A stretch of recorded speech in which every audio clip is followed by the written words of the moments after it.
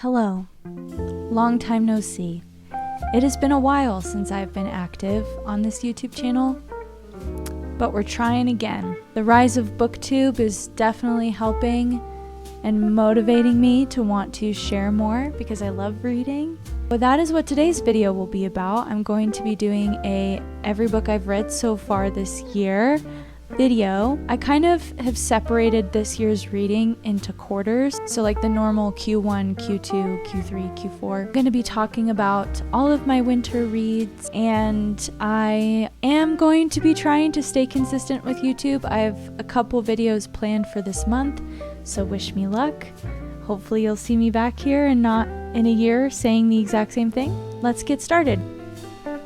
Okay, so the first book I read to kick off 2023 was A Castle in the Clouds by Kristen Greer. I believe it is a translated novel, and it takes place in the mountains of Switzerland at a hotel where a young girl is the apprentice, like an intern basically at this hotel instead of finishing her senior year of high school. And it definitely was a very cozy read. It was kind of a mystery plot vibe towards the end when things started really picking up. I had a hard time putting the book down.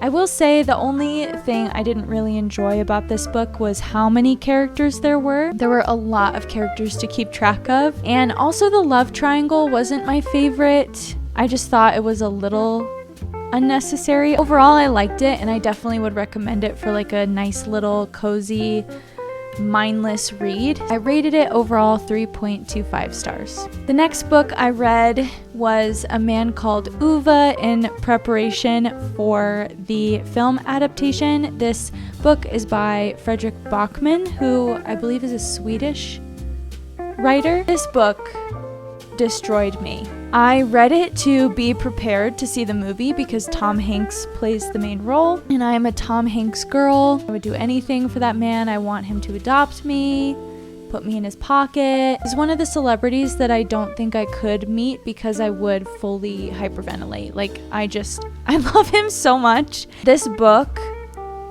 confirmed that I may not be able to see him in this role because of how much this book destroyed me. I sobbed. There are a lot of content warnings for this book, not just like the graphic mentions of suicide and things like that, but also there's some like racist and sexist content. The main character, Uva, is a very grumpy, angry old man, and so the things he says like make sense for the character, but it definitely was still upsetting to read. You follow a man called Uva and his plan to end his life, really. It's just such a beautiful story about the power of community interrupting your plans.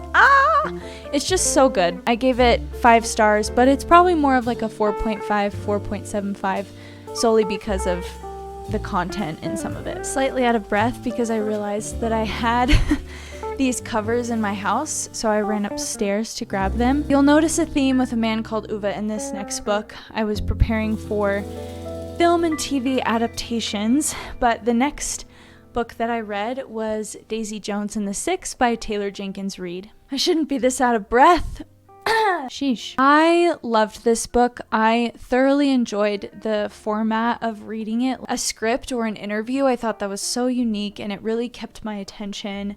I fell in love with the characters. I specifically fell in love with Karen. I'm such a Karen stan. And Daisy in this book. I just think that they are both, and Camilla, oh my gosh, the women, I just think the women in this book are phenomenal. The characters are so fleshed out in this book that you kind of forget that you're reading about a fake band. I just think that that's so beautiful. I rated this 4.75 stars, and I definitely would recommend this to most people. I feel like spring would be a wonderful time to read this with like music festivals coming up with the 70s vibes. I definitely think this would be a great read for the spring. The next book I read was my only 5-star read in winter, but that isn't to say that I read books I didn't enjoy. Thankfully, I read books that I really enjoyed. this book specifically just has stuck with me the longest, and that is Everything I Know About Love by Dolly Alderton. This is a nonfiction memoir about Dolly's life and her experiences with love and friendship and just midlife crises, being in your 20s. It's just such a beautiful piece of work. Both of our lives are so different. We've experienced life in completely different ways, but the emotions that she discusses in this book are so deeply relatable. I would take my dog on walks listening to this book and get teary. I would listen to the book as I was cooking in the kitchen and just cry.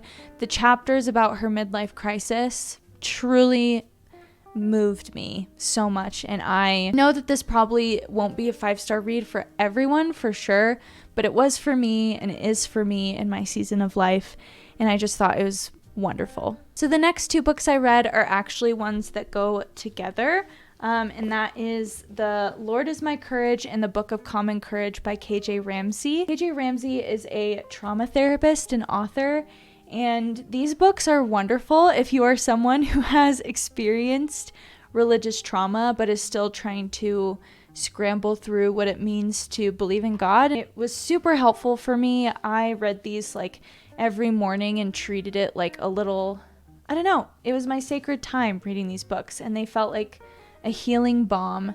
And I had never read someone write about religious trauma in like such a raw way while still being so poetic, and I don't know, it just was really wonderful. There isn't a lot of literature about it, and these 2 books are just wonderful for anyone who is really hurting or has experienced religious trauma. Yeah, I loved these books. Final read that I finished for the winter is a book called My Life in Parts by Bryan Cranston.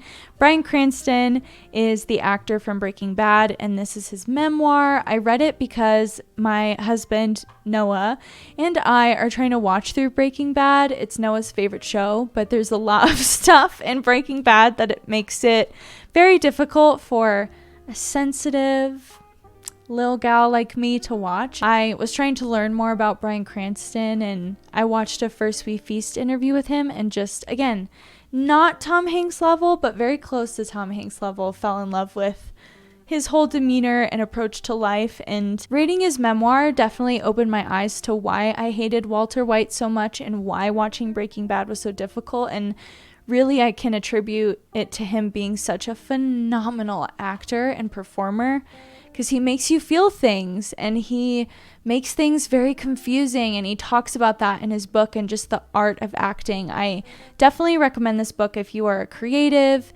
if you're looking for some inspiration in any aspect of life, but specifically if you are a creative or looking to be in the entertainment field. This book is filled with so much wisdom. I would highly, highly recommend it. I rated it 4 stars. So the next 2 books I'm going to talk about, I'm including them still because I technically haven't finished them, but they were supposed to be my winter reads. They've bled into the spring. The first one is Twilight, which if you follow me on Instagram, you know that I am reading this because my dear bestie Morgan annotated this for me for my birthday because it's one of her favorite books from being a teenager, and so I'm annotating it alongside what she already annotated. I've never read Twilight. I'm 25. This is my first time going into it. I'm still reading it because sometimes I can like kind of vibe with it and get with it. Other times it makes me furious, and then other times I just want to stare blankly at the wall. I'm making a full video about my experience reading Twilight at 25, and that will be coming out shortly, but I was supposed to finish this in March, but didn't end up finishing it. The last book I'm going to talk about in this video, again, is one I was supposed to finish in my mind in March, but it kind of bled over into April, and I'm hoping to finish it this week. That is Little Women. I am reading this for the second time, but the first time I read it was so long ago, and I'm just thoroughly enjoying this. This is the copy I'm going to give to my other bestie, Megan, who I'm annotating this for because she's never read it. She's currently annotating Pride and Prejudice for me. We're all just doing a bunch of cute little annotating things right now. You know, I love it. I highly anticipate I'm rating it 5 stars because Little Women is just a classic for a reason. It's so cozy, it's so lovely, it's so heartwarming and wholesome and just stunning. Those were the 2 honorable mentions. Alright, well I hope you enjoyed my little winter reading / everything I've read so far this year roundup. I anticipate to post a spring TBR video soon, as well as the Twilight vlog. And I have a couple other video ideas that aren't all book related. Hope you enjoyed this video, and if you liked it, please subscribe because I will be staying consistent this year. I'm determined. And I hope you have a great rest of your week. Take good care. Bye.